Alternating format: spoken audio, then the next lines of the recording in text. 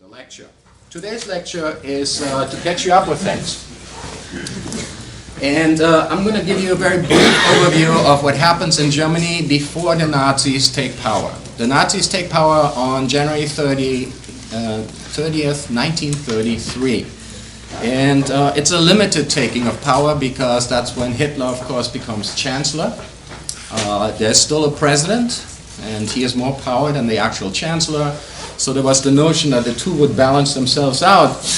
But as soon as the president, and I'll talk about him in some detail, Hindenburg dies in 1934, Hitler will assume those powers as well and call himself der Führer, the leader of all of Germany, combining the position of chancellorship and presidency.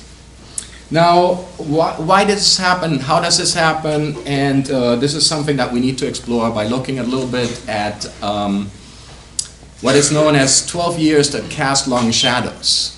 One of the problems with German history, I'll tell you this right away, and that's why I'm sometimes hesitant of engaging German history, is Hitler's shadow. That's what historians say. That every time you study German history, you can study, let's say, medieval German history, or early modern German history, or Reformation Germany, there will always be somebody in the audience that will ask, how's that related to the Nazis? You know, no matter what you do. A good example is, I was once on a panel a long time ago, about 10 years ago, and the panel was about German anthropology, and to the right and the left of me were two individuals who dealt with anthropology during the Nazi time, and they got all the questions. And I had a presentation which was obviously not interesting on German anthropology in New Guinea. And finally, somebody in the back felt sorry because all the questions went to the right to the left of me and asked me, how's your presentation related to the Nazis? You know, and this is a typical example. No matter what you study, no matter how obscure it is, there will be somebody asking you how it's related to the Nazis, because the Nazis just cast this gigantic shadow forward as well as backwards in history. So I'm actually doing something today that I don't feel comfortable with. I'm basically taking you up to the year 1933. There are some German historians that say we should accept 1933 to 1945 as its own history and not let ourselves be influenced by the rest. But since this class is called History and Psychology of Nazi Germany, I'm going to do it. I'm going to bite the bullet. And I'm going to give you a little history of Germany between 1871 and 1933. So here we go. Oh, I should also say, if you're trying to look up this lecture on your Canvas website, it comes in two formats, but they're basically the same. One is a PowerPoint. I used to give this lecture as a PowerPoint. And the second thing you're going to see is a PDF that is in Prezi format, because this is actually a Prezi presentation. So if you're confused, you know, why doesn't the one look like the other, the content is basically the same. Okay, so I haven't changed the mind. It's just Prezi is better to embed videos and all kinds of other things, and plus it looks cool. So if it works, yes, it does work. Boom. There we go. We're starting out with a Nazi view of history. And as you probably know, the Nazis had a very peculiar view of history. Some of us would say a very much distorted view of history. But this is a typical postcards that you would send in the mail after the Nazis take power in 1933. And this is a very typical view of four major people in German history. Now, notice that this is the typical big man view of history, right? Big men make history. There's no room for women here. There's no room for all kinds of other histories here. So let me ask you, who are these guys? I mean, obviously the last one is Adolf Hitler, but what about the other ones? George Washington, that's my favorite one. It is not. That is a good one. He looks like George Washington. That is actually Frederick the Great. Okay, similar time period, a little bit earlier than George Washington. He actually fought during the 7th War. That was the war immediately before the American Revolution. He is basically seen as one of these greats to make Prussia a very important state. Not Russia, but Prussia. It's Russia with a P. And Prussia will ultimately be responsible for the unification of Germany. So that's why it's here. And it says, what the king conquered, because he's famous for making Prussia bigger, especially during the 70-Year War, better known to you as the French and Indian War. Same war, it's just, you know, different kind of, well, Frederick the Great fought in Europe, George Washington and others fought, of course, in the new continent. Second person, who that? Bismarck. Yes, Otto von Bismarck. Yes, very good. What is he known for? Entering his neighbor's house and shooting the roof. Oh, yeah, well, okay, all right. Anything more wide sweeping in terms of German history? Like he was part of a political party? He was part of a, yes, very extreme nationalistic party, yes. Yeah, go on. Yeah. Yes. Oh, he's also the one that unified Germany in 1871. That little thing. Almost as important as shooting a gun off in the neighbor's house, absolutely. He's also known for dueling and graduating last in his class. So, you know, if anybody thinks, ooh, you know, there's hope for me, just look at Bismarck. Because he went on an incredible political career and realized that he's a good speaker, makers of deals and all kinds of things. So he was pretty good about that. Yes, that's Bismarck. So the Nazi thing says the count formed. So what the king conquered, the count formed. Third person. The Kaiser? That's a good one. The Kaiser is not on here because the Nazis did not like the Kaiser. I'll tell you why that is. But it's somebody related to the Kaiser. I mean, not by blood, but Hindenburg. Hindenburg. Very good. Hindenburg. You know, you probably know him better as that airship that went up in flames in 1937. I was named after him. So, yes, that is Hindenburg. Why is he important? Because he becomes the head of the German army in 1916 and will continue to be the head of the army until the end of the war, until the armistice is signed on November 11th, 1918.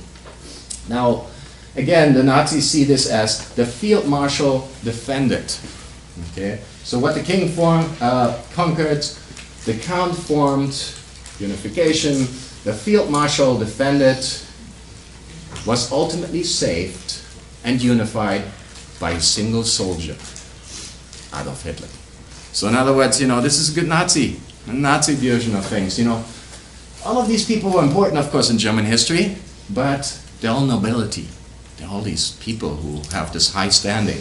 But there comes the single soldier who has the vision and ultimately will bring Germany full circle to its best glory. Again, very much a Nazi view of history. But the Nazi view of history is still a typical kind of view of history, still populated by big men who make decisions, some good, some not so good. All of these people, of course, make good decisions. That's why Kaiser Wilhelm is not on there, because from the Nazi point of view, he didn't make good decisions. So, just that. So, let me move on then. By giving you a little bit of background. When I really talk about history between 1871 and 1933, we have to delve a little bit into how historians study this period. And they really, up until recently, fall into two separate camps.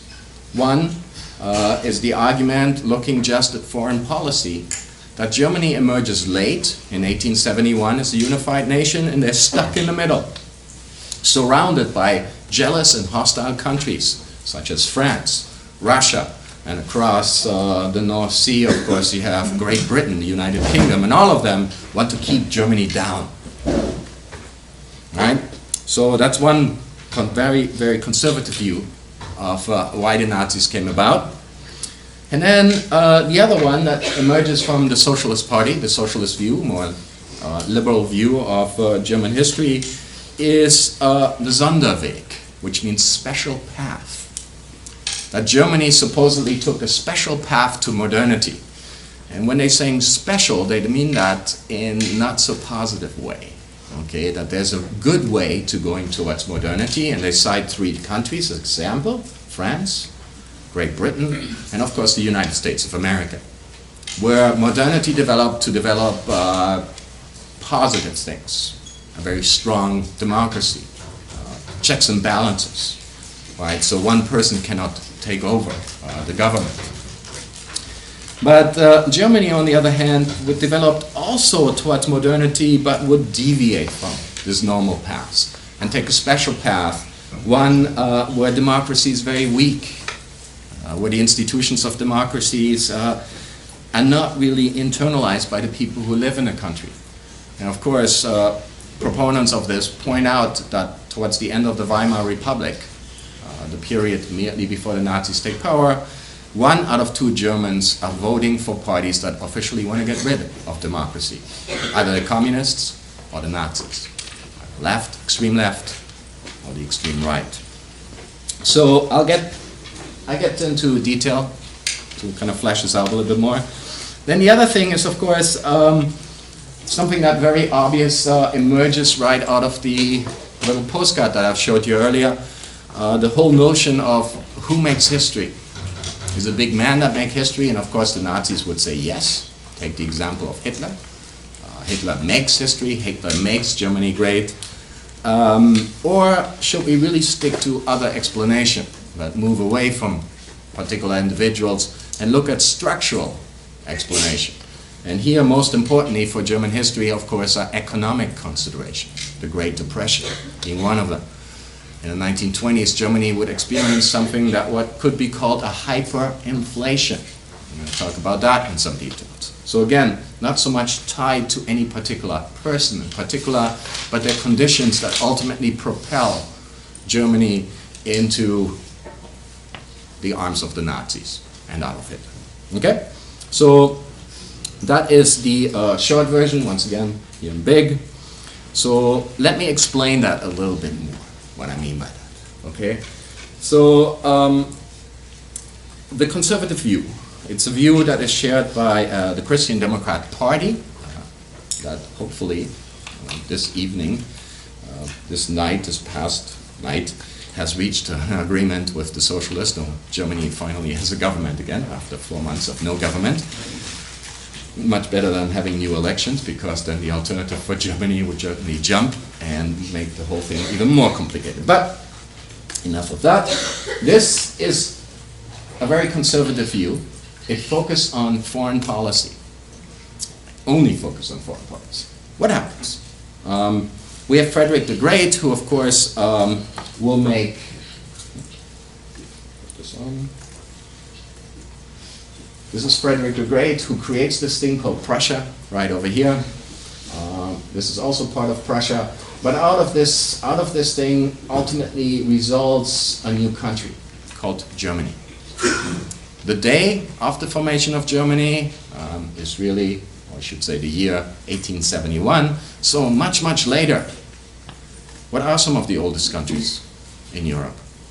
As a matter of fact, you probably never guessed this, but which country could be considered the oldest country in the existing boundaries of the current country? Anybody knows? In Europe. I mean, the United States is not that old of a country, right? 1776. And if you're really looking at what the country was in 1776 as to, compared to 2018, it's not the existing borders no more, right? Because the 13 original colonies have now grown to 50. And it's a lot bigger than it was. So, anybody knows?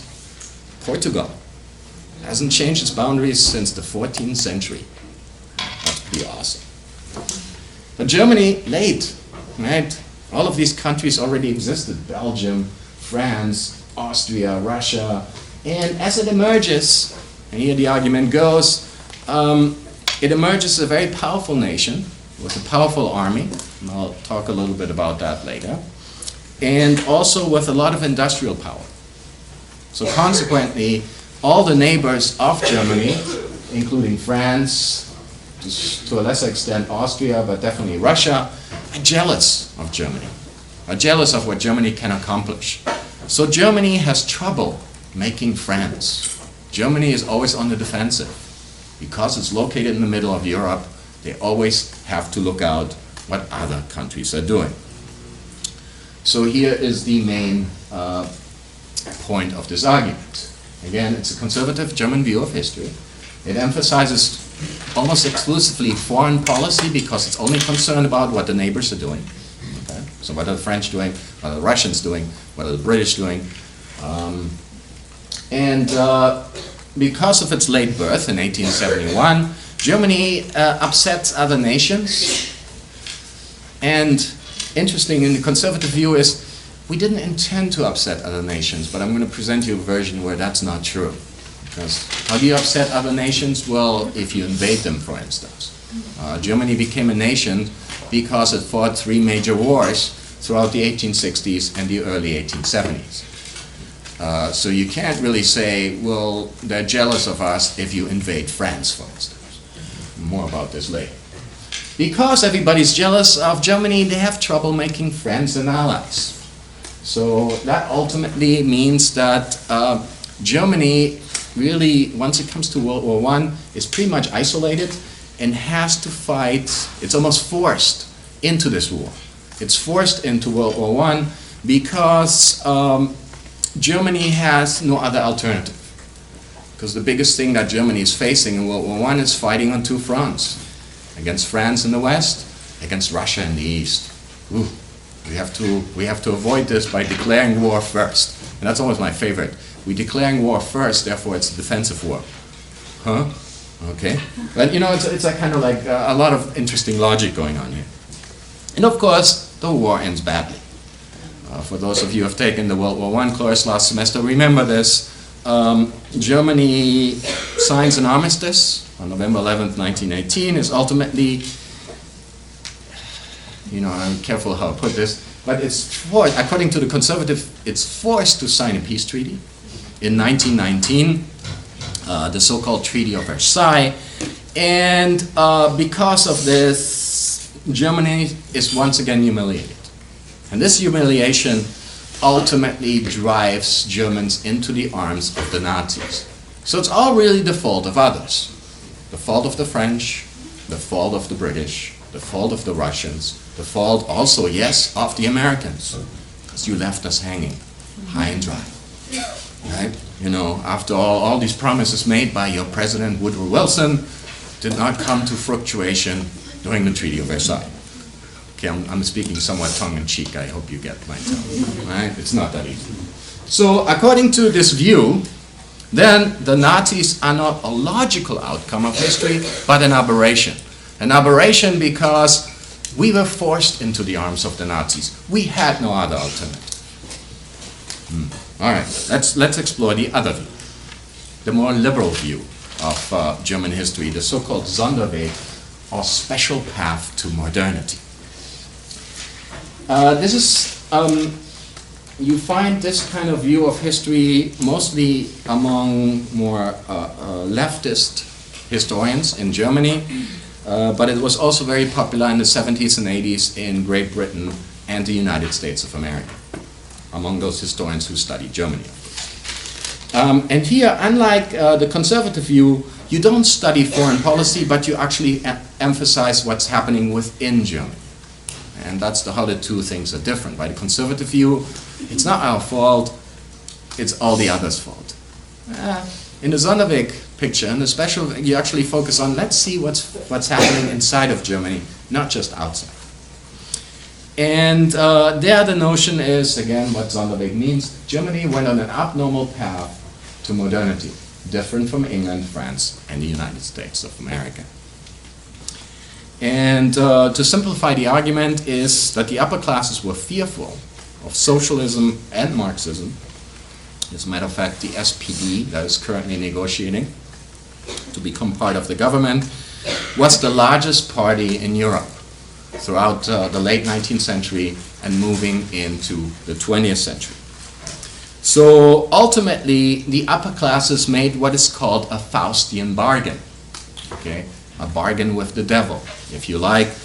To keep socialism and Marxism down, they preferred the Nazis. So according to this view, the Nazis are a logical outcome, not an aberration, but a logical outcome to what's going on internally.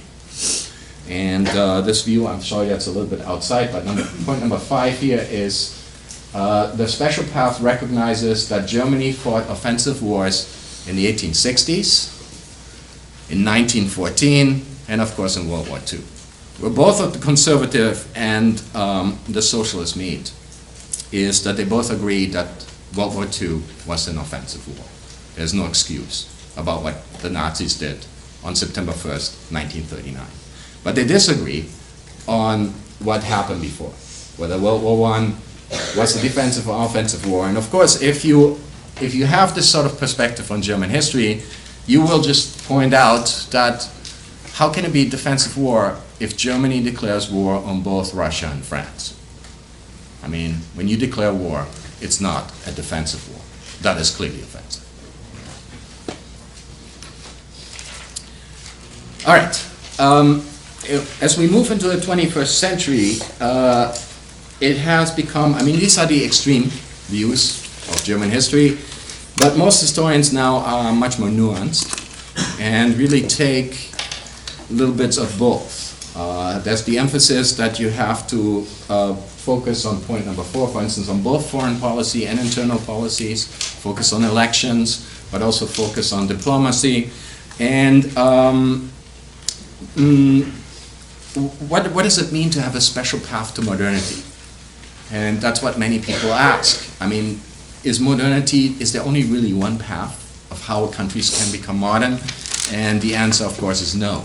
And what you have is Germany, on one hand, politically is quite conservative. And I'm going to talk about this. There's a parliament, but it's relatively weak. It doesn't have the same kind of powers in France, Britain, and in the United States of America. But on the other hand, when you're looking at, for instance, institutions, education, the sciences, that's what Germany is leading.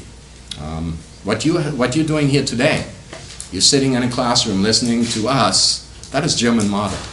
That was developed in the 1830s. And it was so radically innovative that was first adopted by Johns Hopkins University in Maryland, and later by a new university opening up at Berkeley. Ultimately would become part of the University of California system. So educational, was really very progressive, that model. And so Germany has a display of both modern and very conservative features. Conservatively, politically, but when you're looking at culture, when you're looking at a whole lot of other things, you will see that Germany is extremely progressive. So one has to be very balanced and very careful with making these sweeping statements. And if you are contemporary historians, you would say that German leaders are at least partially responsible for World War I. I mean, to say, hey, we just fought a defensive war, nobody said this.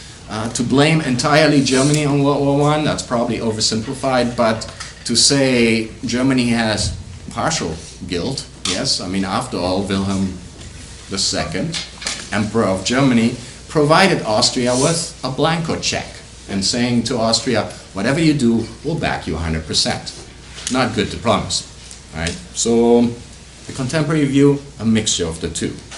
So let me then give you an overview of German history. Are there any questions at this point? I know that's a little bit very abstract, and I'm going to put some meat on the bones right now. But are there any questions on these two approaches? Yes. Yes, absolutely.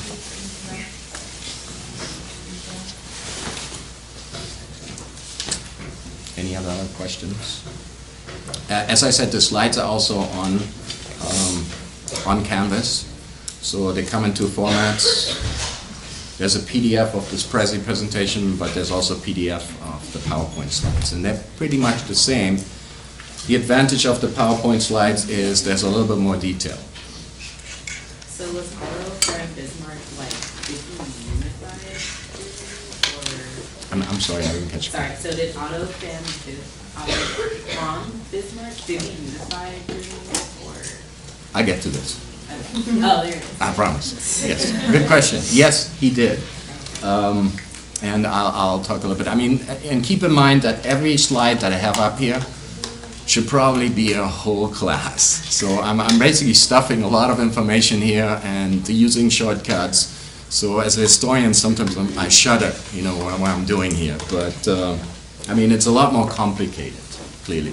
To just saying that Bismarck unifies Germany, no. One person doesn't have the power to unify a country, but he basically created the conditions. Right? And that brings up a very important point. What is Germany? Anybody knows the German national anthem? No, fine. How many stanzas after? Well, I guess that will be a rhetorical question. How many stanzas are there to the German national anthem? 3. How many are we not allowed to sing? 2. When you listen to the German soccer team, which surely will take the World Cup again, you will see it's only the 3rd stanza, which is all about, you know, politics. It's all about, feeling as one. But the one stanza, the very first one, we're not allowed to sing is Deutschland, Deutschland über alles, right? Which means Germany, Germany above all. And this is actually a song, actually a poem, that was developed before Germany unified. And it came out of the notion, what is Germany? And there were many philosophers who argued about this. Most familiar to you are probably Grimm's fairy tales, right? You think, hey, those are cool fairy tales, but there's a political purpose to it. Grimm, the brothers Grimm actually traveled all over, there was no Germany yet, but all over the German-speaking areas of Europe, and collected fairy tales to provide a sort of unified version of what Germany might be. And when you think about the fairy tales, it might be a very horrifying version, right? You know, cannibalism and all kinds of other, people like shoved into ovens. Ooh, Hansel and Gretel, yeah. When you think about this, that's what you teach young children. All right. No wonder I like horror movies so much, right? Anyway, but the Grimm's fairy tale is one of these steps. There's also individuals who, in the 18th century, collect the German language. And with this, you have the birth of what it means to be German. And then comes the year 1848. It's a big year, because it's a revolutionary year. There's revolutions all over. And there's also revolutions in Germany. And there is no Germany yet, but in the German states. There's revolutions in Prussia. There's revolutions in Frankfurt. There's revolutions in Bremen, Hamburg, in all of these German cities. And the people rise up and decide that they should take the power. It's basically an attempt from below to take nationalism and to appoint a ruler. So they take the crown, the people take the crown and bring it to the Prussian emperor, and they say, here is your crown. And the Prussian emperor just looks at them and he says, I'm taking no stinking crown from no stinking people. I'm appointed by God, so go away, little ones. And the whole revolution just collapses on itself. It almost came to the point where Germany went on what some people could call a normal path to modernity. It didn't happen. 1848 is that year where that whole thing just collapses on itself. But nationalism, once out of the bottle, once the genie is out of the bottle, it's difficult to put it back. And here's where Bismarck comes in. Because Bismarck realizes that this is a very, very powerful feeling. Okay? A very, very powerful sentiment that you can use for yourself. But instead of allowing it to go bottom up, you can actually use this feeling top down. And that's where Bismarck comes in. Bismarck, actually, as I said, it's a long story, he shoots off guns. He loves to shoot off guns in his neighbor's house, yes. He's actually also very good in dueling. You know, I mean, German university culture is full with dueling. My dad himself was still in, you know, you think about fraternities. You know, here they're just about drinking beers and, you know, hazing rituals. And in Germany, hazing rituals, you actually have to fight. You have to take a sword and you have to fight, and you cannot move your face if somebody hits you. So as the dagger hits you, you get a mark. That is called the Schnitt, which is, you know, the cut. And that makes you into a man, right? I have this picture of my dad, which he proudly showed me, where the blood is running all over his face. He's like, would you like to join this fraternity? I'm like, no way. I think I'm going to go to the US, much nicer. Weird. But, but Bismarck did all of this stuff, right? Because it's a nationalistic thing. He comes out of this tradition. As I said, he was more concerned about drinking beer and dueling, not doing so well in his class. But he does get his degree in law, and was on his way to practicing law when he discovered that he was very good in something else, politics.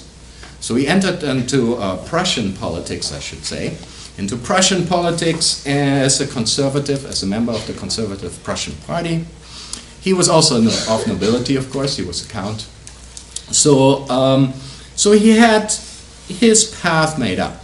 Since he was so good in politics, the then Emperor of Prussia, Wilhelm I, I'm sorry, I should say the King of Prussia, will become Emperor of Germany in a second here. So he basically recognizes that this guy, Bismarck, has talent, so he appoints him as his prime minister. Once Bismarck is prime minister, he actually has quite a bit of power. And he realizes nationalism is there, is brooding on the bottom. And he basically will try to do something about it. First, since he's quite conservative, he cracks down on minorities within Germany, mostly Catholics, because he comes from a Protestant condition, and he carries out not necessarily a successful campaign, but he started making compromises with the Roman Catholic Church. The other people he goes after are, of course, the socialists. As I said, Germany has a very growing socialist parties. The socialists are all about reform, to some extent about revolution. That's not what Bismarck wants. He goes after these people too. And then he realizes, okay, the genie's out of the bottle. How can I bring all Germans together?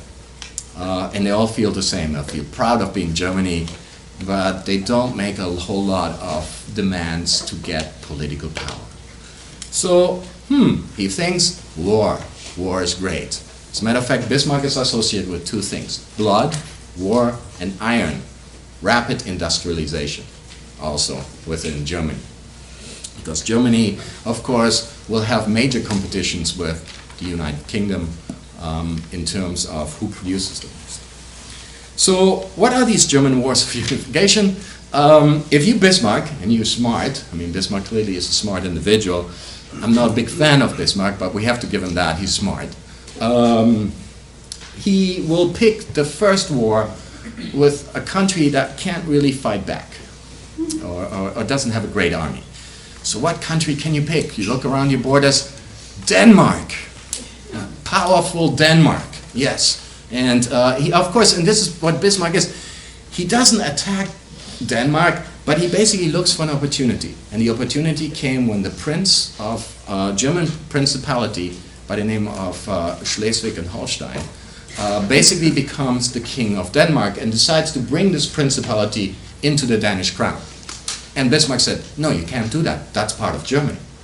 And if you're going ahead with this, we have reasons to go to war with you. So the prince says, I don't care. War occurs in 1864 between Denmark, Prussia, and most of the northern German states. A very quick war. It's really just a couple of battles, and it's a rout. It's also a rout because, I don't know how much you know about military history, but the Prussian military is using some of the first breech-loading rifles. It's known as the needle gun, and these are much better rifles than any other military has. You probably remember what breech loadings is, that you basically combine the bullet and the powder in the cartridge and you load it in the breech or the rear of the rifle. Most of the rifles at that time, especially the Danish, are still front loaders. So you basically put the bullet in, put the powder in, and then you shoot. The advantage of a breech loader, much faster. Okay? You can get off 6 to 7 bullets a minute. Front loader, if you're good, perhaps 2. Right? So that gives you a major advantage. So Bismarck defeats Denmark, and with this, he's able to not unify Germany yet, but he's creating the Northern German Confederation, which basically consists of Prussia and a number of northern German states. Then comes his next coup. Because the big question in Germany is, who is going to take over Germany? Right? Bismarck, of course, wants Prussia to take over Germany, but there's another big southern state that also has its eye on the unification of Germany. That is Austria. And the Austrians, of course, are very worried about what the Prussians are doing. And Germany is entertaining the notion, should we have a big German solution that includes Prussia as well as Austria, or a lesser German solution that only includes Prussia? In the year 1866, that decision is made. The lesser German version wins out because ultimately Prussia and Austria go to war. And here's interesting, because while most of the northern German states support Prussia, most of the southern German states, and there's still very powerful southern German states, Bavaria, where all the good beer comes from, is one of them. They, of course, are supporting the Austrians. So it's almost a war that is separating Germany, right? So, but here Bismarck is smart. He puts all his faith in his great generals and field marshals. They ultimately just fight one single battle, a very fast battle, in Bohemia, defeat the Austrian army, and immediately Prussia and Austria come to an agreement. Bismarck says, okay, we have defeated you, so you stay out of German affairs. And the Austrians agree. In return, you don't have to pay reparations, and we're not going to annex any of your territory. Austrians saying, oh, that's a good deal. We like that deal. And that explains why the Austrians and the Germans over the next 40 years or so would become allies. Because Bismarck was very careful, tread very carefully with the Austrians. But we still have that fact that most of northern Germany supports Prussia, but the southern Germans, not so much. That's where you also get the hatreds between the Bavarians and the Prussians. They don't like each other. Okay. Yeah, I could say something about the terms that they both have, but I'm not going to.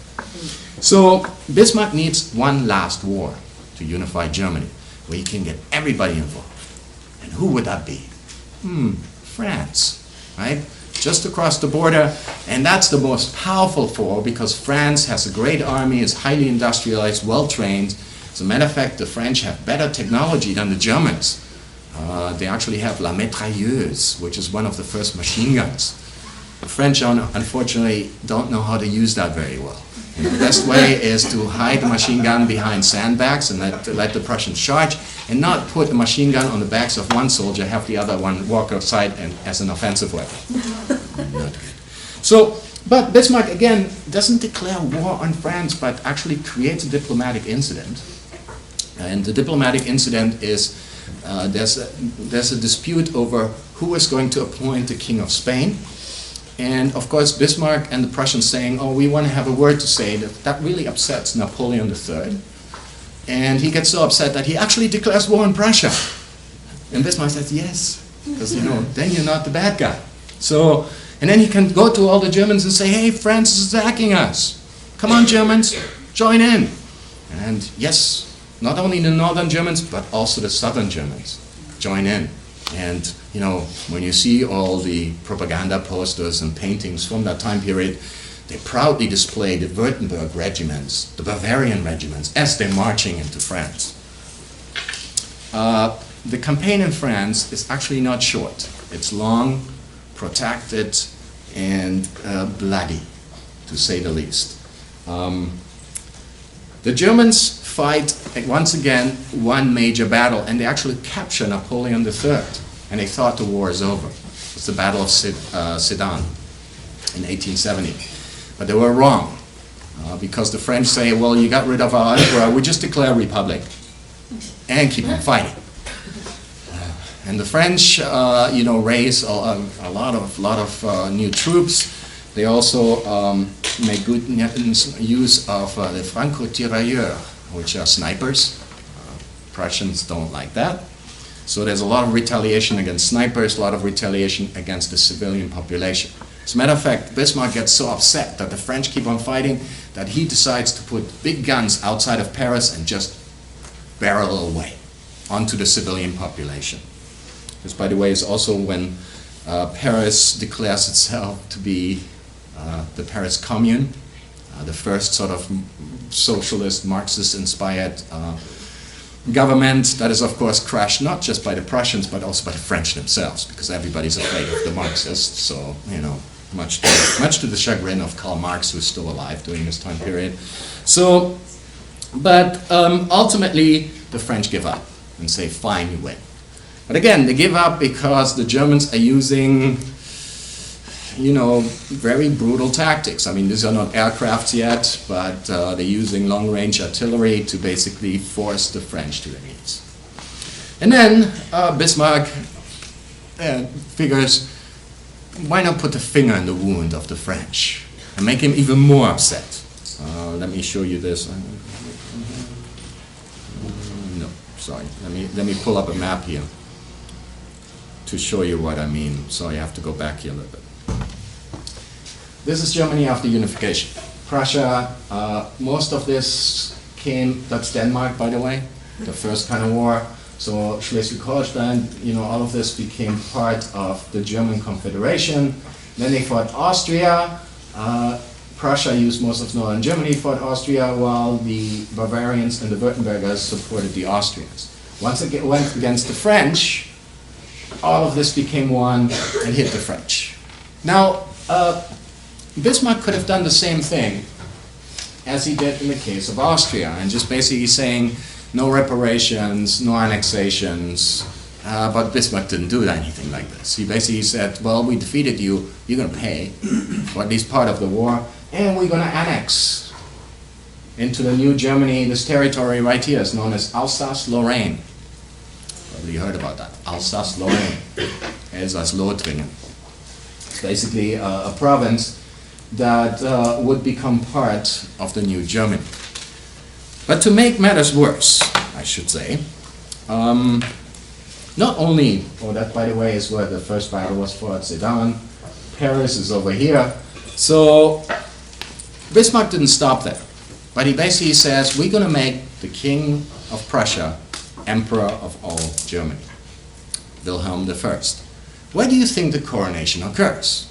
Logically, the coronation should occur right here in Berlin, right? Capital of the new Germany.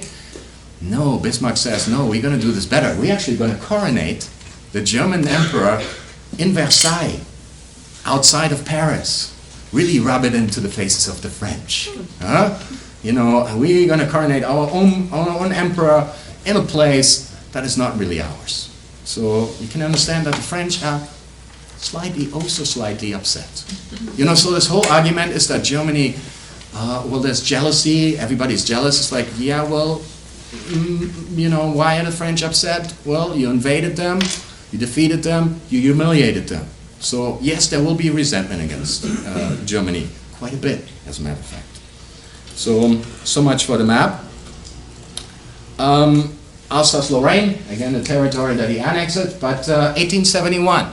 Germany is a unified country, but unified because of wars, unified also because of repression, and Bismarck is very good in repressing the socialists within Germany. So Bismarck, for the next 17 years, for the next 17 to almost 20 years, will remain Chancellor of Germany. He is actually, and again, this is a period of a satisfied Bismarck. Bismarck is satisfied. The project of German unification has been accomplished. So I don't really want to have wars over anything else. So Bismarck is very careful in making alliances with Great Britain, making alliances with Russia. He's also very careful in diplomatically isolating France, because he knows the French are resentful. So we have to make sure that they cannot form any sort of coalitions. But of course, not all good things will last. So in the year 1888, it's the so-called Three Kaiser year, Wilhelm I dies.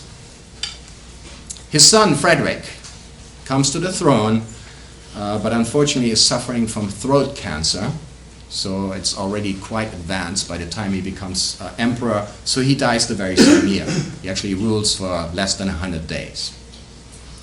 So ultimately, Frederick's son, by the name of Wilhelm II, comes to the throne. And Wilhelm II is, how should I put this nicely, ill-prepared for this job. He's very young, he's still very rough on the edges, he really wants to make his mark on history, and of course psychologists have a field day because he had a birth defect. Because of his birth, the left arm of Wilhelm II remains not fully usable, crippled to some extent. That's why whenever you see pictures, his left arm is always resting on something. And it's the right arm that is very prominent featured in most of these portraits that you see of Wilhelm II. To make matters worse, and this gets into the lecture of Professor Harley Baker, who is coming in, his mother, who is English, by the way, she's not German, so that's kind of a contradiction, puts him in all kinds of constructions growing up. You know, so you could almost say torture devices, to really, because she feels he's not quite a man. So, you know, all of this, you can think of what kind of impact this has on the young Wilhelm. So in 18... His grandmother is Queen Victoria. Queen Victoria. Yes, absolutely. You know, they're all related, right? That's the funky part of all of this. So he comes to the throne. He's in his 20s, and the first thing he does is he's clashing with Bismarck, because he basically looks at Bismarck. He says, "You're a dinosaur. It's time for you to retire."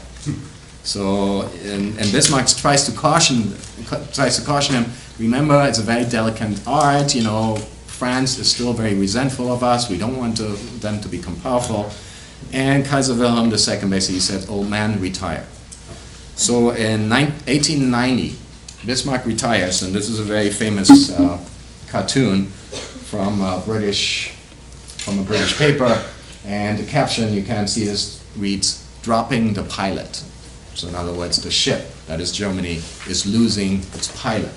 And behind is this very rash young individual who basically will proclaim that Germany needs a place in the sun.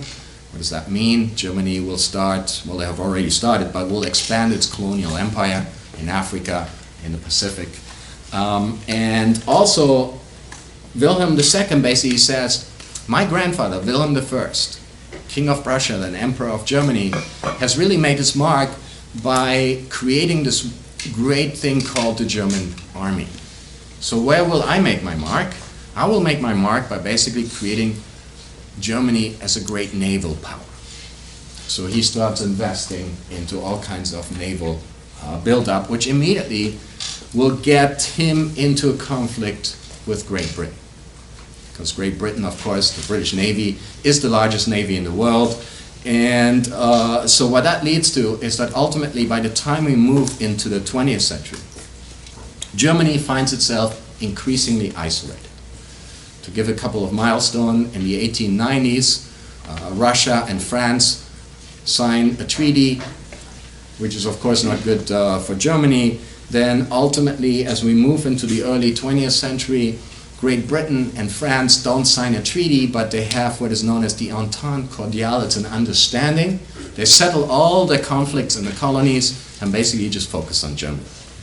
So by the time we move into the 20th century, Germany is isolated. But why is Germany isolated? Again, conservative argument would say, well, because the Germans had, latecomers and everybody jealous. And, when you're really looking at the historical evidence, Germany had much to do with this, okay? You don't initiate a naval race. You don't invade France and expect them to be quiet, right? So there's all of these things where, that's why the devil is in the details, definitely. So increasing diplomatic isolation comes from this, and then of course, we get into what could be only from a German perspective called the Major Catastrophe, which is the Great War. Not going to go into so much detail because we teach a class about that, so, but to cut a long story short, the Great War is long, bloody, eats up a lot of resources, and ultimately results in a German defeat. There are many, of course, that argue that Germany was not defeated, because at the end of the war they still stood in enemy territory. Yeah. It's very obvious that after August of 1918 the German army was in full retreat, and most military historians would agree that the war would have been over by 1919 with the crushing defeat of Germany. And even some historians that would argue maybe Germany should have experienced this crushing defeat so they wouldn't have turned to the Nazis. All speculation, not sure what I want to say about that. But the Great War is not a good war for Germany. It's also a war where Wilhelm II becomes slowly displaced. Military officials, including Hindenburg, and I'm going to talk more about this individual in a second, become much more prominent. And here it is, Paul von Hindenburg. That's the individual right here. That is Wilhelm II. Notice that he is grown older. Again, right hand in front, left hand behind his back. Just give you that impression whenever you see pictures of him. Also, when he's chopping wood, he's also only doing it with his right hand, because that's what he did mostly after he went into exile in Holland, hoping that the Nazis would bring him back, but the Nazis said, no. So basically, Paul von Hindenburg took over the German High Command in 1916. Anybody knows why in 1916? What are some of the major events that occur in 1916 during World War I? And why Hindenburg is called in to basically stabilize the German front. Okay, maybe you don't. Let me just say, there's a couple of battles that are very important. Battle of Verdun, German offensive, but is unsuccessful.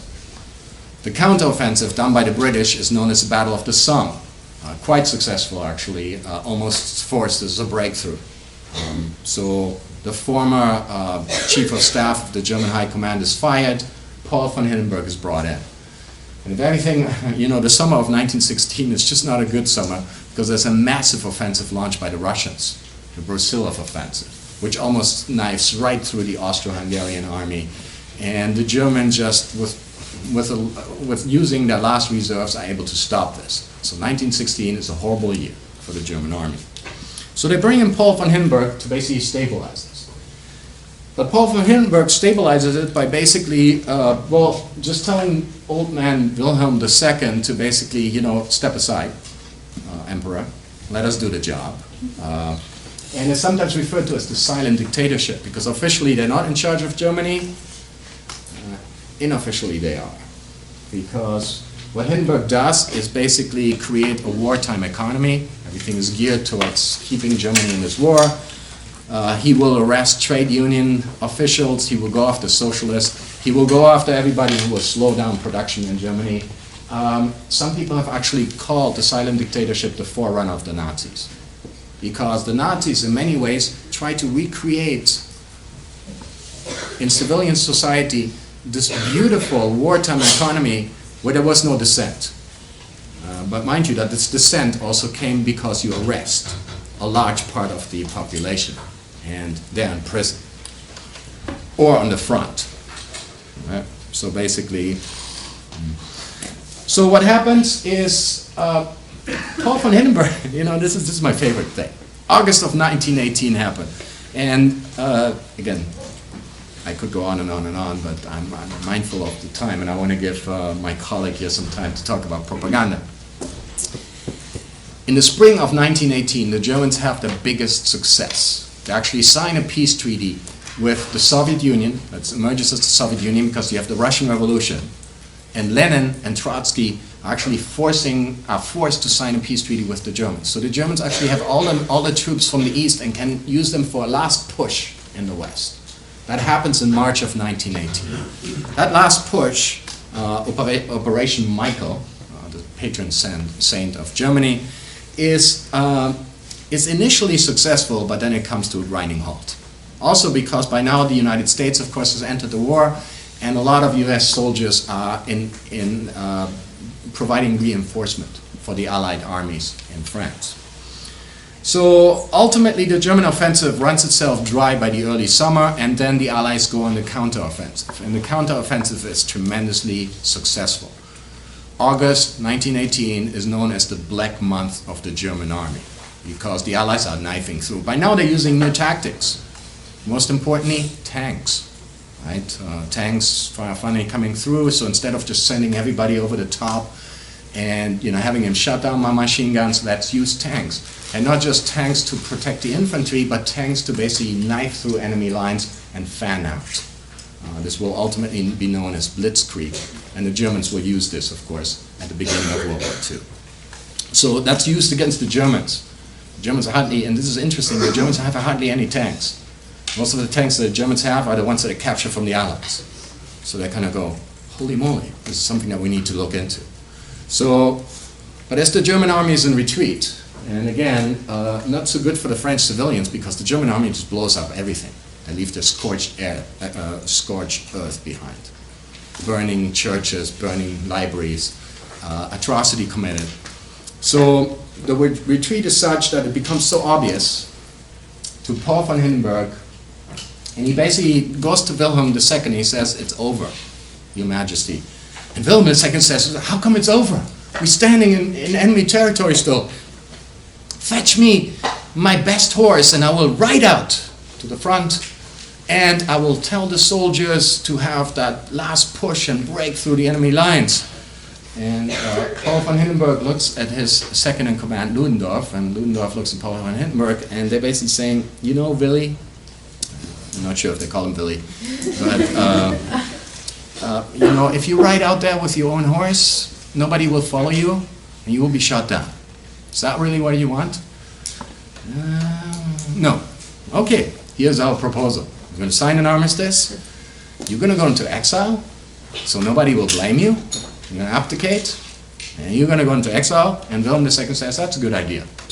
I'm going to chop wood in Holland, in the Netherlands. So Paul von Hindenburg, silent dictatorship, but he says, I don't really want to take any responsibility for this mess.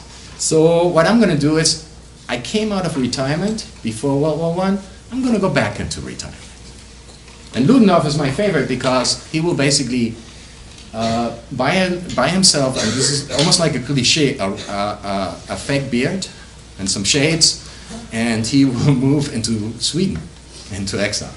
So all of these people are gone. All of these people that basically guided Germany into this disastrous war are gone. So who is left in Germany? And not only that, there's a lot of other things that happen during the war. Most importantly, it is during the war that we have the birth of fascism. What is fascism? Right? Let me go back. Sorry, hard to read this. All right, Ernst Jünger. First, the Germans developed a new type of troop. It's called the stormtrooper. It's not just your regular infantrymen, but the stormtroopers are battle-hardened soldiers that in small troops are sent over the top to basically infiltrate enemy trenches. And Ernst Jünger is one of these guys. And he writes his experiences, battle as inner experience. And this is interesting. He doesn't just argue that battle is something that you experience on the outside, but you also experience on the inside. That it makes you a new man. That's what he says. There's a new man, the stormfighter, the elite of Europe. An entirely new race, smart, strong, full of will. What has been revealed here in battle will tomorrow be the axis around which life revolves, more and more swiftly. The war is not an end, but a cord which heralds the new power. It is the anvil on which the world will be hammered into new boundaries and new community. War is a great school, and the new man will be of our cut. And this is a very interesting, because this is written by a soldier who lost the war. He's German. He lost the war. But he feels, well, those that survived the war are strong individuals. They have gone through battle of inner experience, and they can be the new leaders. So this is the birthplace of fascism. And of course, this is also something that happens with Adolf Hitler. I'm not going to talk too much about it because you're going to get an extensive lecture on Hitler and his biography by Dr. Vulcan. But Hitler is itself a participant, of course, of World War I. He's Austrian. He's supposed to fight in the Austrian army, Austro-Hungarian army. But here's something he doesn't like about the Austro-Hungarian army. Anybody knows anything about Austria-Hungary? It's a multi-ethnic state. You know, they're Serbs, they're Croats, they're Poles, they're Ukrainians. And Hitler says, Gesucks, these are all people I want to fight with. They're not good people. I'm going to go across the border, join a Bavarian regiment. So he actually serves, he gets a disposition from the Austrian government, and he serves in the German army for the duration of the war. Here's Hitler actually, as the war is proclaimed. This is the graduate student found this footage in the 1960s while looking through old film footage. This is as war is declared, and he is in the cheering crowd. Right? You see that very familiar face. Again, some people say that may not be Hitler, but this is a picture of him later. You know, and he was, of course, an animal lover, as Dr. Volkan will tell you. So, World War I molded Hitler as well, and he would write about this in Mein Kampf. He would also say that the war is good, it made me into a man. The weak perish. But do we need the weak to guide the country? The answer is no. The strong will survive. But the war also does other things. It basically, the feelings of anti-Semitism are not necessarily German. As a matter of fact, the first anti-Semites are English, French, you know, in the 19th century. But what happens, what the Germans do is they actually start developing statistics on the Jewish participation in the war, especially after the disastrous year of 1916. You have to blame somebody, right? So you're basically looking for cowards and scapegoats. Jews, of course. And here's the best part of this. They compile statistics, and Germans are very good at statistics. Dr. Cordero will tell you about this, right? That the government of the Führer is statistically friendly. The Germans are statistically friendly.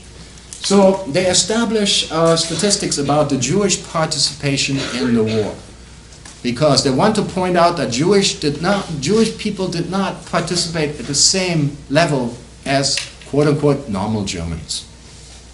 So they look at the Jewish population of Germany, which is not very large. In 1914, there's about 550,000 Jewish individuals living in Germany. And the first argument is, oh, none of them see any action. Statistics number one rolls in. About 100,000 German Jews serve in German uniform. That is above the national average. Oops, okay? Not a good statistics. Okay, all right. They're in uniform, but they don't see any action. They're not there in the trenches. They're not dodging bullets. So, well, next statistic rolls in. 77% of these 100,000 actually see action. Oops. Yeah, not good. All right. So 77%, but guess what? Few of them died. Okay, they saw some action, but they were dodging bullets. They didn't go over the top. Next statistics rolls in. 12,000 of the 100,000 actually die in action. Again, higher than the national average. And then the next statistic rolls in. Some of the most decorated individuals are Jews. Can you still say they're cowards and scapegoats? The official answer will be no. We have the statistics to prove it. So the statistics are so positive that the German government decides not to publish them and to field the report. It disappears into the archive. It's not rediscovered until 2005. So all the stereotypes that emerge about Jews, it's interesting that the Germans actually have the statistics to disprove these stereotypes, but they hide them. They don't publish them. Interesting stuff. So what happens next? So you have, nationalistic feelings still there. You have anti-Semitism emerging. You have to blame somebody. And since the statistics are not published, if these statistics would be published, then you would take the argument away from the anti-Semites. So you don't publish them. And then of course, Kaiser Wilhelm is gone, Paul von Hindenburg is gone, all the other people who called the shots during World War I are gone. So who is left? Left is a very weak democratic government that had almost no power during the time of the emperor, is now all of a sudden full front and center. And this very government is also responsible to negotiate a peace treaty, known as the Treaty of Versailles. And to cut a long story short, the peace treaty is basically, it's an outcome of these four winners. Woodrow Wilson, Clemenceau, the Tiger, the French Prime Minister, Lloyd George, Prime Minister of United Kingdom. I'm sorry, that's Lloyd George, and that's the Italian guy that nobody remembers. Actually, his name is nobody remembers. Okay. So, because here's another thing, that the Italians came out victorious, but they got so little out of the war that the Italians were upset and ultimately turned to fascism. And that explains why Mussolini, I can't go into detail on this, but they were promised a lot in 1915 to join the Allied side and really got nothing. So the Treaty of Versailles. There's different ways of looking at it. The first way of looking at it is, it wasn't that harsh of a treaty. Everybody always tends to emphasize, oh, Treaty of Versailles, terrible, Germans humiliated. Well, first, Germany almost stayed intact. They lost some territories, but it didn't amount to a great deal of territory that Germany lost. And yes, they lost Alsace-Lorraine, but guess what? They annexed that from the French in the first place. Okay? So that can go, right? And then this little thing called the Rhineland, that is basically the west bank of the Rhine River. It's still part of Germany, but the French argue that that needs to be demilitarized. In other words, no military can be stationed there. No big deal. Right? It's still Germany, but we can't have military there. All right. And then the only big annexation happens here. To form a new country by the name of Poland, you create what is known as the Polish Corridor, to basically give the Poles access to the Baltic. Access to the Baltic. And that creates a little bit of resentment because it basically splits Germany in two. You have main Germany and what is known as East Prussia. East Prussia. Ostpreußen. So, yeah, and then Germany loses all of its colonies. Big deal. The German colonies in Africa and Pacific produced about 1% of the German GDP. So in other words, not important. They didn't have any settlers there. I think 40,000 German settlers in the colonies. So no big deal. All right, so Treaty of Versailles. But there are a couple of things that really would upset the Germans. And what would really upset the Germans is Clause 231, also known as the War Guilt Clause. The War Guilt Clause says the Allied government affirm and Germany accepts the responsibility of Germany and her allies for causing all the loss and damage to which the Allied governments and their peoples have been subjected as a result of the war. Imagine if you sort of like a conservative German, you're saying, hey, wait a minute, all the guilt on us? And what does that mean? Well, what does that mean is that Germany has to pay reparation to the Allies, mostly the French and the Belgians that they occupied during the duration of the war. To be exact, 132 billion gold marks, the equivalent of $30 billion. It's a lot of money. And the other thing, of course, is because of reparations, you also have to reduce the army to 100,000 men, which is nothing. For a standing army, 100,000 men is nothing. Loss of territory, the colonies. But again, important historical caveat, this document is less grave than the Treaty of Brest-Litovsk. And that's the treaty that the Germans imposed on Bolshevik Russia in March of 1918. Because that actually was really harsh. So the Germans are complaining about this treaty, not really that harsh. But many nationalistic Germans feel that this is a slap in the face. Question? How much did they reduce the army? 100,000. You know, if you're looking at at the German army before World War I, it was somewhere between 1 million to 2 billion. So in other words, you're talking about a reduction to about 10 to 5% of the pre-war. I mean, obviously the army in the war is even bigger. So it basically means you're letting a lot of army people who are returning from the front also go, who become unemployed, and there's a lot of resentment there as well. Because many of these people are infused with this new fascist sentiment because they feel forgotten. And much like the debate you have in this country about veterans, it's something that's much more pronounced in Germany. So definitely an important issue. Troops are returning from the front. And these troops are, of course, used to basically suppress the Spartacus movement. And not only suppress it, but basically execute the leaders. I'm sorry about the graphic, we talked about the graphic nature of some of the stuff that we're going to show you, but that last picture is the body of Rosa Luxemburg dragged from a canal in March of 1919. She's basically shot. It was later claimed that she committed suicide. No.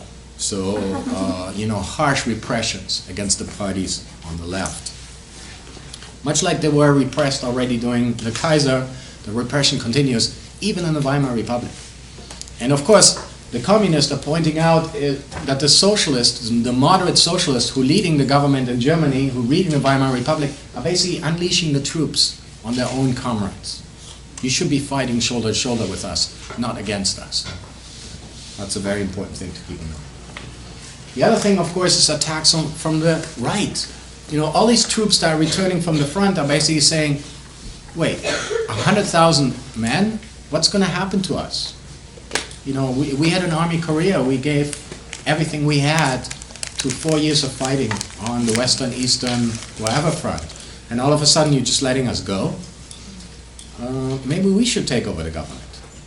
So in the year 1920, the unofficial army, and this is interesting because you can officially call it an army because it's limited to 100,000 men, but you have the creation of what is known as free corps. These are free army units, okay, sort of clandestine army units that the government, of course, has used to basically keep the left down. But now these very same units, it's like, why don't we step in and take over the government? So, in 1920, you have an attempt by the free corps to take over Germany. And to some extent, initially successful. They take over the government, suspend, of course, immediately all the democratic rights. But then the left steps in again, because all the workers come together and saying, we're going to call a general strike. We're not going to work for these guys. And so the whole attempt to take over the government on the right collapses because of that. But these individuals, of course, still feel that they are the true defenders of Germany and of German values. These are the individuals, of course, who would inspire the rise of a new party, known as the Nazis. In 1923, and I'm not going to talk so much about it because, again, Dr. Vulcan will talk about this, an individual by the name of Adolf Hitler will lead an attempt to take over the government in Munich, the beer hall putsch, which will be a disaster. And ultimately he's arrested. And this is very interesting, what happens in the courts in Germany. And there's many studies about this because the courts supposedly are supposed to be impartial, right? But let's see, Hitler leads a seditious movement against the government. What should we condemn him to? Oh, we're going to put him to prison for 1 year. Then you have this person was murdered by a communist. We abolished the death penalty, so we cannot put the communist to death, but we can give him 30 to 40 years in prison. Fair? There seemed to be a bias even in the Weimar courts towards the right. Of course, Hitler will use his year in prison to write his sort of biographical part known as Mein Kampf, My Struggle. That's the copy right there. So all of these things are happening. At the same time, the German government is struggling with making payments. I mean, they have to have reparation payments, especially to Belgium and the French, that they have occupied. And ultimately, in the year of 1923, the Germans are saying, I'm sorry, but we can't make payments. And the French and the Belgians said, you can't make payments? Fine. Then we're just going to march in, we're going to occupy part of Germany, and we're going to take our payment in kind. We're going to just take out stuff that you produce. So Belgian and French soldiers occupy the Ruhr area, and the Ruhr is a river in Germany, and that's the heavy industrialized part of Germany. That's where you have cities like Essen, Duisburg, all of these Schalke, Gelsenkirchen, all of these cities that are, heavily industrialized. And you also have a lot of coal resources in there. And here you see a Belgian soldier standing on that very coal that they're, of course, confiscating and taking out. How does the government react to that? The government says, that's not legal. So we're going to call on our workers to basically do the same that they did against the right-wing attempt to take over the government. Passive resistance. Do not work for the French. Do not work for the Belgians. Nein. No. You will not force me. So basically you see the French soldiers pointing to the German worker to work for them. But the German worker says, no, I will not do this. You cannot force me. There's only one problem. The problem is that the workers need to get paid. Right? The German government doesn't have any money. It's not like they can put them on unemployment. The French and Belgian government said, we will pay the workers as long as they work for us. So the government is in a little bit of a bind. So they decide to do something that governments do when they sort of run out of money. You just print more. The problem with printing more money is that as you print more money, then the money that you actually have is worth less and less. And that's called inflation. Okay? What you have in Germany between 1923, or in the year 1923, is basically a hyperinflation. It's not just an inflation. An inflation can be when, for instance, the dollar that you earn is worth 10% less than last year. That's an inflation. But imagine you earn $1 and that dollar is about 1,000 or 10,000 times less than last year. That's a hyperinflation. Okay? And so the German government then decides to print money. Okay? I'll show you a German bill. 10 marks. Okay? 10 marks. I'm going to pass these around. So this is an old German bill before the inflation. Notice that here are the conversion rates. In 1914, 4 German marks are $1. After the Treaty of Versailles, you already see inflation happen. 9 marks are worth $1. At the height of the occupation of the Ruhr, 100,000 marks are worth $1. And as we move into the fall, 25 billion marks are worth $1. This is the very famous pictures, and you have many of them, of course, on the internet, where this young boy here is holding up a dollar note, and this is the German currency you need to exchange that single dollar. So this happens very quickly, and Germany is printing money. How do you deal with it? Oh, we're just going to print money, right? Yeah, let me just find a nice bill here.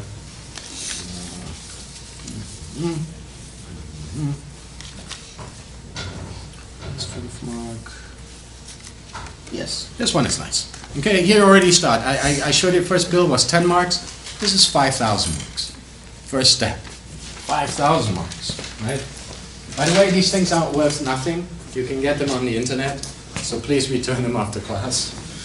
Otherwise, you can buy inflation money because people basically threw this out. You can get it anyway. Okay, so you start printing money. 5,000 marks not enough. The 10 marks is long gone. 100,000 marks. Ooh, big money. Big money, right? Then somebody realized, you know what?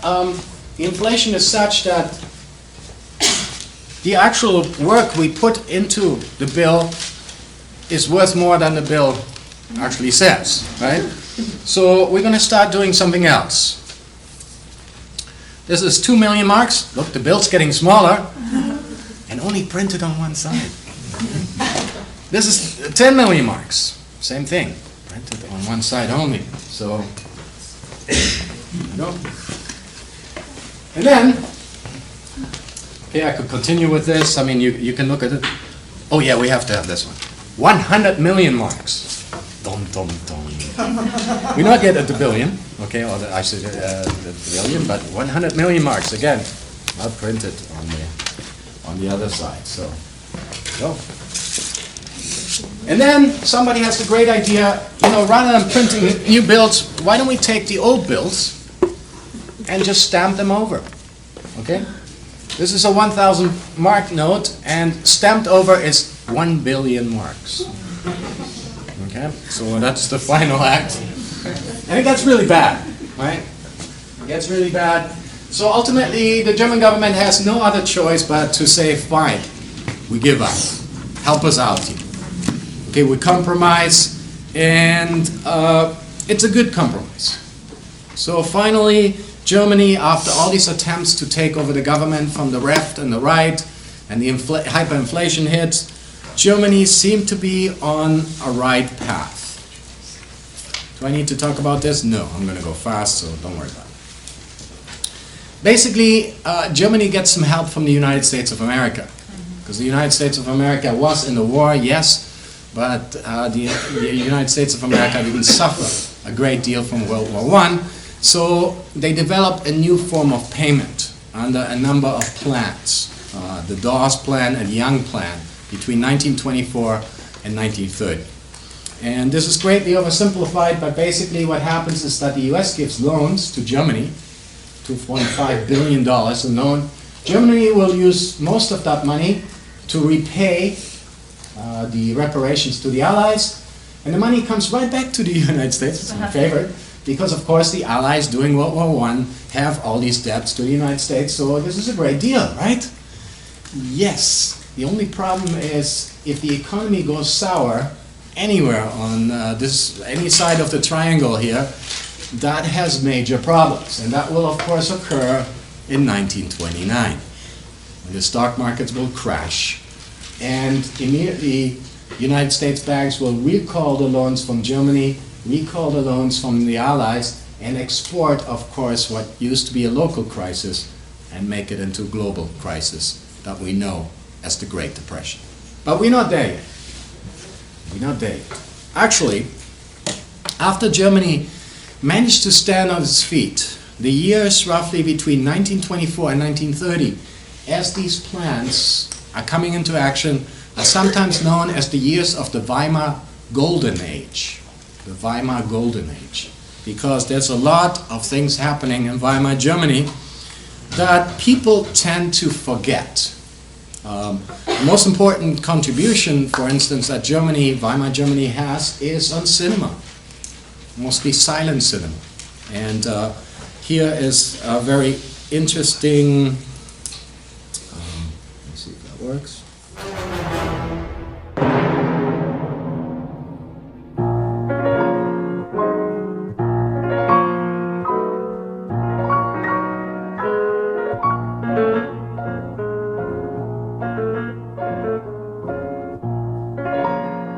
In den 20er Jahren war wirklich dieses Sich-Entdecken. Da sind eigentlich sämtliche Genres erfunden worden.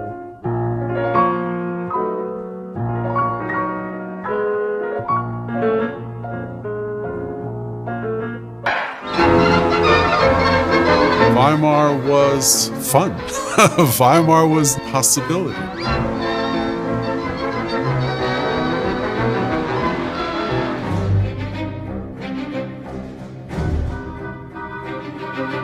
Es ist eigentlich ein kleines Wunder, dass in diesem so vom Krieg geschädigten Land eine so stark ausstrahlende Filmproduktion stattfinden konnte.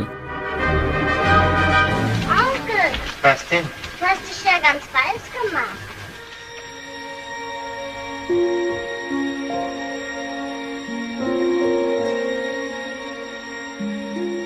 Die Leinwand wird zum kollektiven Denken einer ganzen Nation.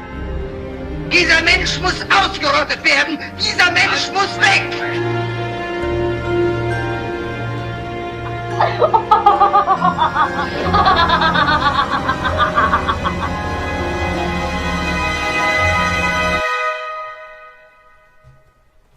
weiß denn, wie sie mir aussieht?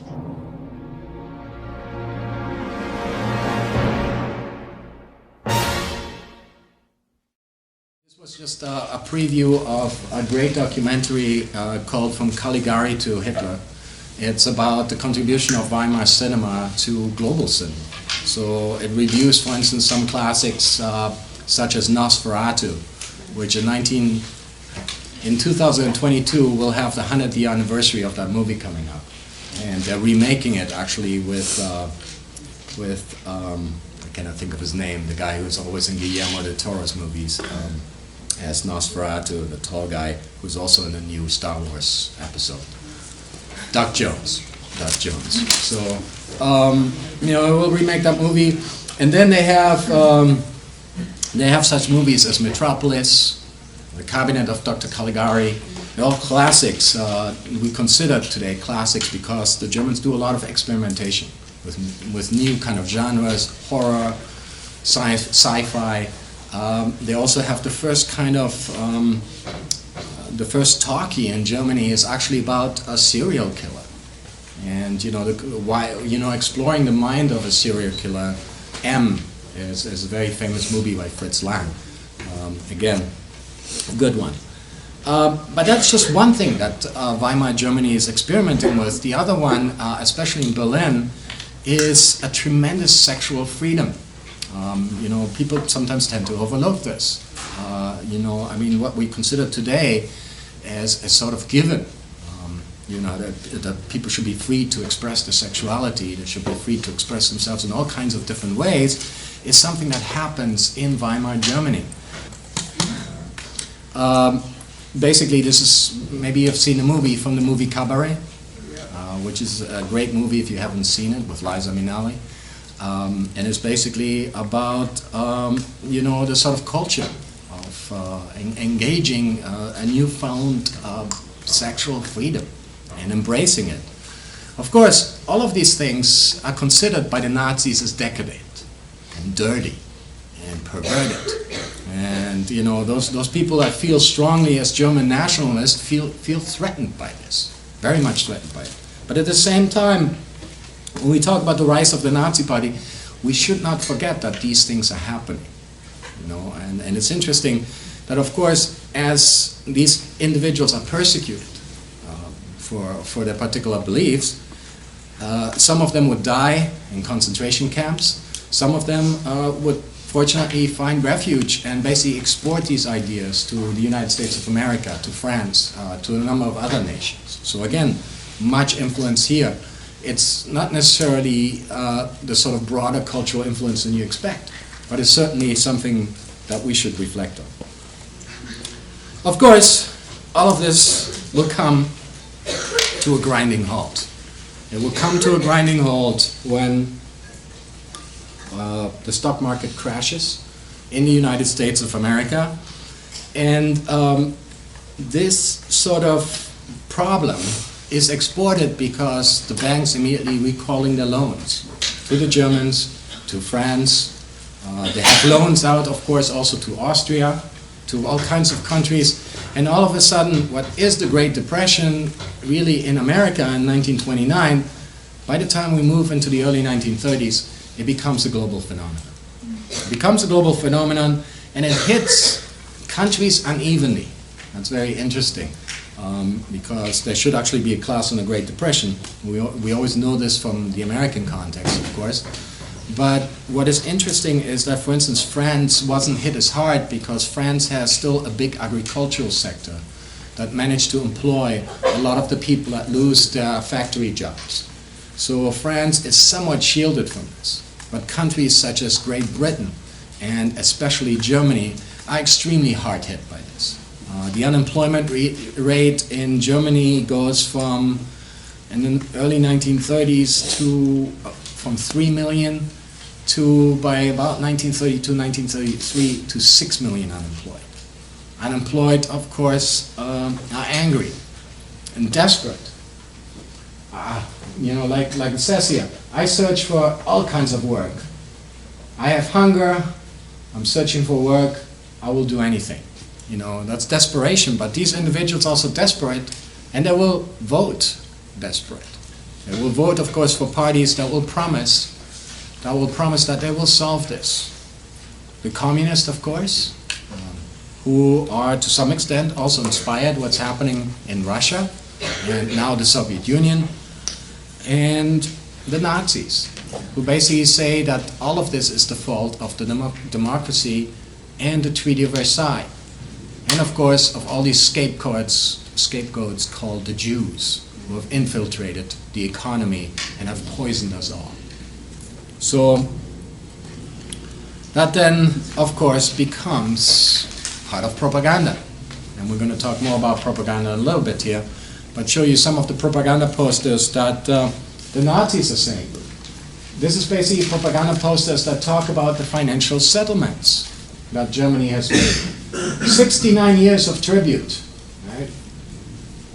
Until the third generation, you have to work. So you have the father, the son, and the grandfather all working in vain. For what? For basically raising money that then will be given to other governments. What kind of settlement is this? And in 1932, this is very interesting, I don't know how many of you knew this, but Hitler is not German citizen. He's still Austrian citizen and continues to be Austrian citizen at the end of World War I. He doesn't become German citizen until he decides to run for president. That is in the early 1930s. He becomes German citizen. Well, obviously you know that once they annex Austria, then it's no longer a big issue, because Austria is really part of Germany, but it's kind of like an odd thing. So, and it's interesting that there are some German historians who say, well, Hitler is really Austrian, so you shouldn't blame us. What? Weird logic. But, again, the Nazis, they capitalize on this crisis. Basically, Germany in chains. And the chains is the Treaty of Versailles. It keeps us in chains, and we have to break our chains. Schluss jetzt. It's enough. We got enough of this. And this is probably the best propaganda poster. This was made for Hitler's run for the presidency, for German presidency in 1932. Our last hope, Hitler. And this is, again, the Nazis very skillfully showing that everybody suffers. The upper middle class represented right here. The working class, women and children. Everybody with dark circles under their eye. We all in this together. Okay, the Nazis very, very skillfully used this crisis, economic crisis that upon them to kind of feed on the desperation of the people. But Hitler, in 1932, runs for president. He only comes in second. And here's the scary part about German democracy. Let me write to you the three main candidates of the German election. We know when Hitler comes in second, right? Who comes in third?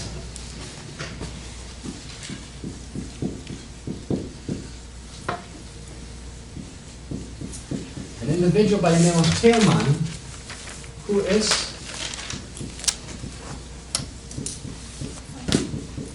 a communist. Hitler is a Nazi. And who will ultimately win the election? Let me find a better pen here. Who will win the election?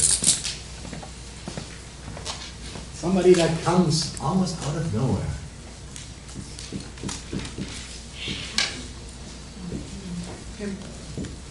Remember the silent dictatorship? That he was pretty much running Germany, and then in 1918 he said, bye-bye. All of a sudden he comes back, I'm the savior of Germany. And let me tell you, Hindenburg doesn't like the Nazis very much. He thinks they're kind of weird and out there, but he's arch-conservative.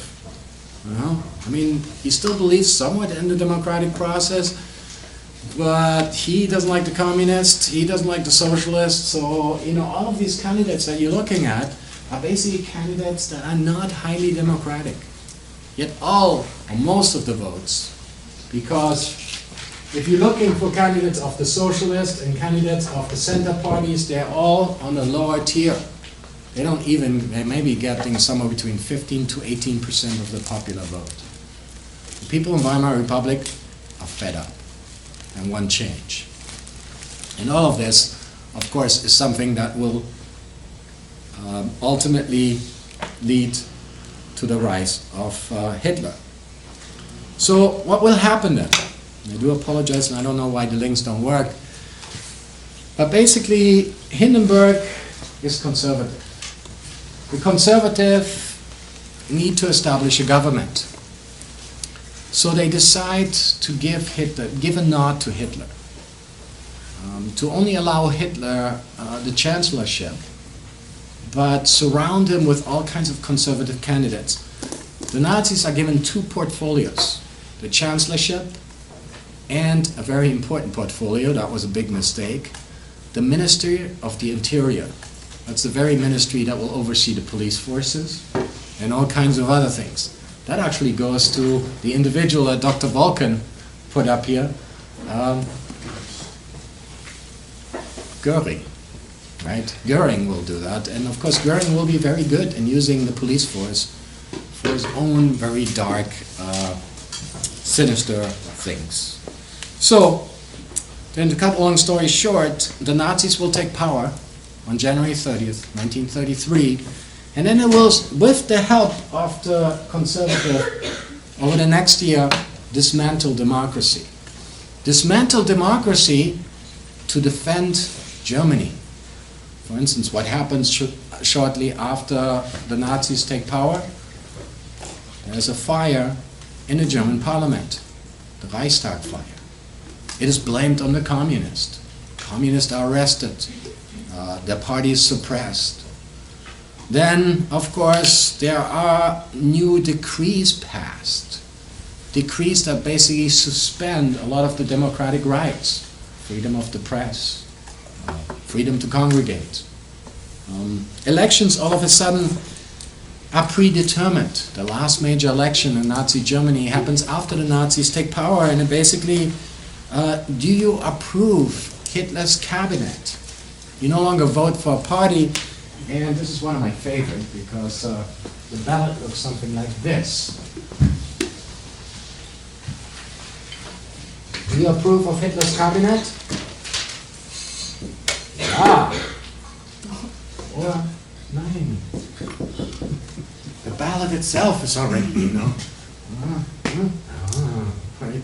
And then, of course, the approval is a lot. And then, do you need really secret ballots? No.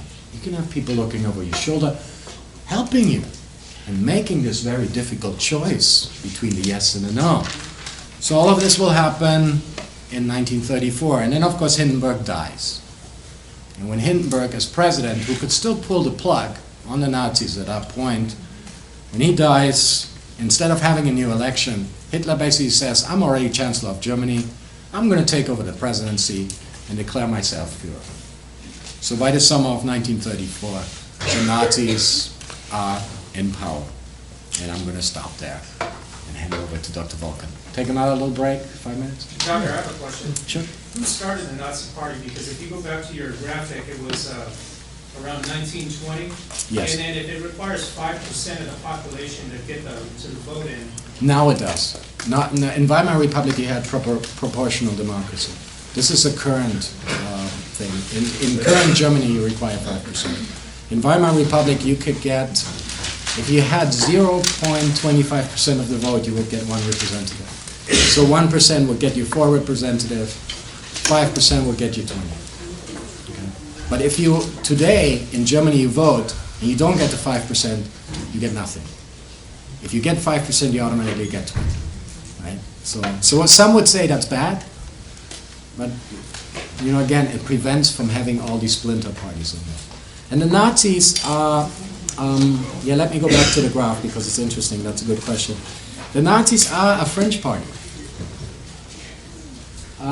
They finally become, here again, they're founded And again, I went through this because Dr. Volkan is going to talk about it. They have a different name. They changed their name in about 1920. Then they have a little dip, but most of it is very much related to the Great Depression. Okay, that's when you see the increase in this. And also, the Nazis are very good in mobilizing against democracy and absorbing, and this is the Deutsche Nationale Volkspartei. This is a party to the right. This is actually the party that Hindenburg is at. That is the German National Party. That's extreme right. It's an extreme right-wing party. But notice that their big percentage early on in Weimar will ultimately shrink, and many of their members will migrate to the Nazis. Okay, so the Nazis are actually very good after 1930 to co-opt a lot of votes from other parties. This is the fear, for instance, that's happening. There was just an article about the New York Times about the Alternative for Germany, because now they are venturing into workers' district and basically saying, we are with you. They want to create a new union, which is scary. A new workers' union, a centralized workers' union, much like the Nazis had, because they're saying the socialists are no longer working for you. Vote for us. This is something the Nazis did very skillfully. So their demographic, though, at that time when the inception of the Nazi Party was mostly French? Yeah. As a matter of fact, initially the Nazi Party grows out and has its big power base in Bavaria. And, you know, it doesn't really, it's just in the late 1920s when the Nazis finally turn a corner. So until the late 1920s, the Nazis get less than 10% of the popular vote. And that's partially because individuals are still voting for other parties. And the Nazis are very good in saying, well, you know, we understand that you are nationalists, but we are on the same ground here. Yet the nationalists are also supporting the Treaty of Versailles. We are not. So we understand that you're angry. Join us, because we're going to do something about it. Because your party, even if they're nationalist, has abandoned you. So, and that becomes very obvious during the Great Depression. And of course, the Nazis are very good in mobilizing scapegoats. Who's to blame for the Great Depression? Jews. And what do Jews do? They control banks. They control the stock market. It's all their fault. So anti-Semitism becomes infused. And I'm not saying that the German National Parties weren't anti-Semitic. What makes the difference between anti-Semitism, and I'll talk about later in the semester, as you find in Germany before the Nazis take power, is an anti-Semitism that is more cultural anti-Semitism. The Nazis actually believed that there is such a thing as the genetic Jew. Okay? Because if you believe in cultural anti-Semitism, then you believe that if Jews convert to, let's say, Catholicism, or they become Protestant, they're no longer Jews, right? Or if Jewish individuals decide to be German first and Jewish second, then that is not a problem. The Nazis say that is not possible. It's in their genetic makeup. And since it's in their genetic makeup, it's what we would call hard racism. It's in their genetic makeup, and they will always remain like that. If they change their religion, if they change their affiliation, it's just to mask their sinister project. They're just still Jews under the surface and still operate for their own interest. Is that where Lombroso's theories come in? Yes.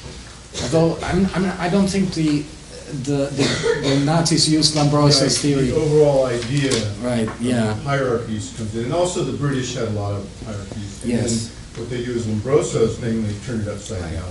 Yeah, because Lombroso actually believed that Jewish individuals were pretty high up. Yeah. The Nazis struggle a little bit with the notion, because it's contradictory. They actually argue on one hand that Jews are parasites and that Jews are genetically inferior. But on the other hand, Jews are supposedly highly intelligent. And, you know, there's this interior contradictions that they never quite work out. Yeah, and you guys will see all that in the movie Conspiracy. Definitely. So it's just this sort of, you know, on one hand, but what the Nazis really want is imagine a new Germany that is based entirely on race. And that's the scary part, because it imagines a nation that is completely dictated by race. Nothing else matters. So in other words, your birth determines who you are. Not your life, not what you do with it, but you tell us who you are. And that's why the Nazis are obsessed with making genealogical research. My grandfather, who was a Nazi, had boxes and boxes going back to the 13th century trying to prove that he had no Jewish blood in there. And, you know, there's this sort of obsession because you had to prove that you were racially pure. And racially pure, it becomes, there's a lot of contradictions here too, because racially pure too is, there are differences in races within Germany. You know, there's the stereotype of blonde, blue-eyed, but, you know, guess what? Not all Germans, you know, just look at the Nazi leadership.